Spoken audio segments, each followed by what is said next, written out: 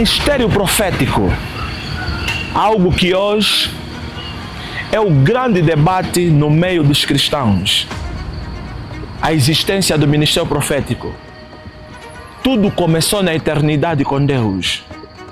O ministério profético começou com Deus. Deus em espírito é a maior revelação do profético.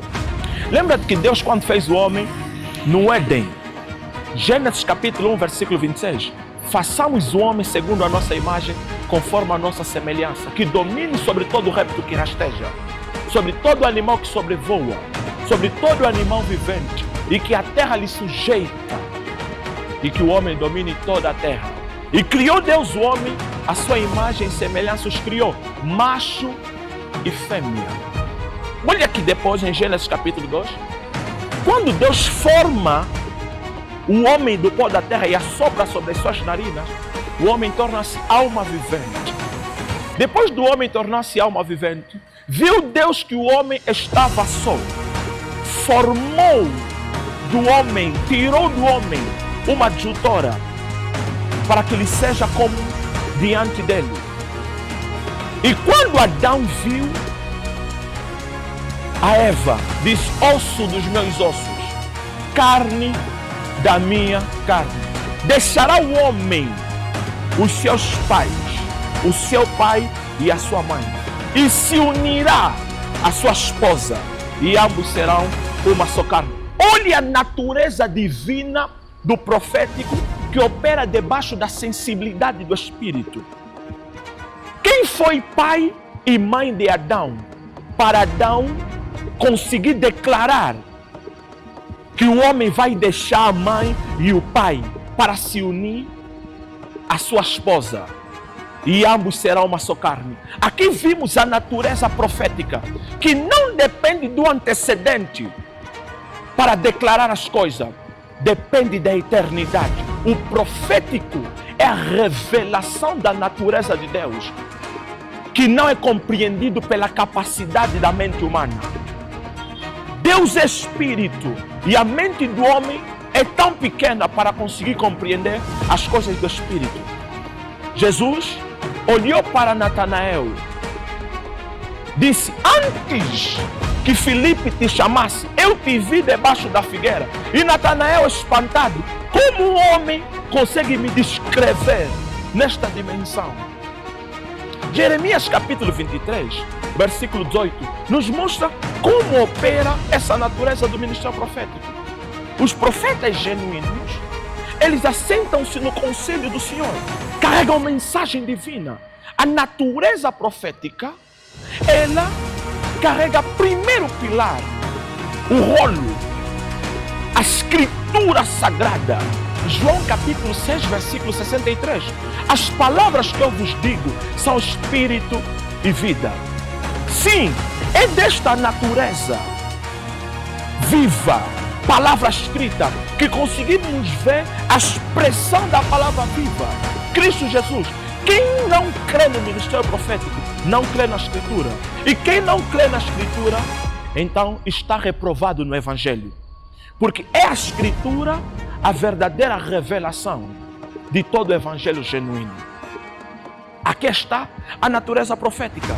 Primeira Escritura sagrada, o rolo, o verbo que se fez carne, que vimos a sua glória como a glória do unigênito do Pai, cheio de graça e de poder profético. Sim, a natureza profética tem sido muito combatida. Por quê? Porque nós cremos numa dimensão diferente do normal, do natural. E Deus opera na medida ou da medida que o seu povo crê. Sim, o que move Deus na cena é a crença do seu povo. E hoje o profético veio para trazer, expor a nudez do diabo. E por expor a nudez do diabo, Satanás sempre vai combater o ministério profético. Se estás do outro lado e tens uma graça, saiba que nós estamos a viver o final dos tempos. Seremos combatidos todos os dias. Seremos todos os dias amedrontados. todos os dias apedrejado. Mas nenhuma tribulação, nenhuma luta, nenhum combate se compara com a glória que há de nos ser revelada. Jesus disse: bem-aventurados sois vós, Mateus capítulo 5, quando vos perseguirem, vos injuriarem por minha causa, grande é o vosso galardão, porque assim fizeram contra os profetas que vieram antes de vós. E Jesus não para por ali e diz: vós sois o sal da terra e a luz desse mundo. Se o sal for insípido, com que se há de salgar? Não se pode esconder um candeeiro aceso debaixo do velador, mas antes coloca-se por cima, para que o mundo veja a glória, para que todo mundo veja essa glória. Que a graça cubra a tua vida. Não esconda essa graça que Deus depositou nessa natureza profética. Joel capítulo 2, versículo 28. Traga para fora, abençoe vidas, salve almas, a ardente expectação da criatura espera a manifestação dos filhos de Deus. A criação está sujeita à vaidade, não por sua vontade, mas por causa daquele que a sujeitou. Deus nos chamou para fazermos coisas diferentes. Cada um vai manifestar de acordo à vocação que Deus determinou na sua vida. Se és profeta, manifesta a graça profética. És apóstolo, manifesta a graça apostólica. Evangelista, pastor, mestre, manifesta aquilo que Deus te chamou. O que acontece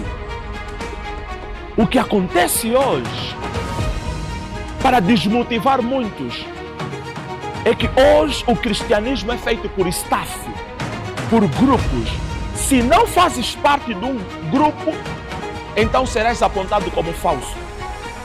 Se não fazes parte de uma denominação, serás apontado como falso, porque todo mundo espera fazeres parte do seu grupo para que o aplauso seja coletivo e eles também recebam a glória, sem saber que todos nós somos inclinos desta casa chamada graça, e inclinos que nem pagamos alguma coisa, porque Cristo nos chamou como passageiros peregrinos nessa terra. O dono desta casa chama-se Jesus Cristo. Cada um vai apresentar as suas obras no tribunal de Cristo. Por isso, não tenha medo de manifestar a graça que Deus depositou na tua vida. Não tenha medo de manifestar a vocação. Alguns estão a tapar os dons, enquanto muitos estão a morrer nos hospitais, estão a morrer nas praças, muitos estão a morrer em muitos lugares. Porque o dom da cura não está a ser manifesto por causa do medo do lugar onde você está, da denominação onde você está. Quebra este mal. Rasga este currículo.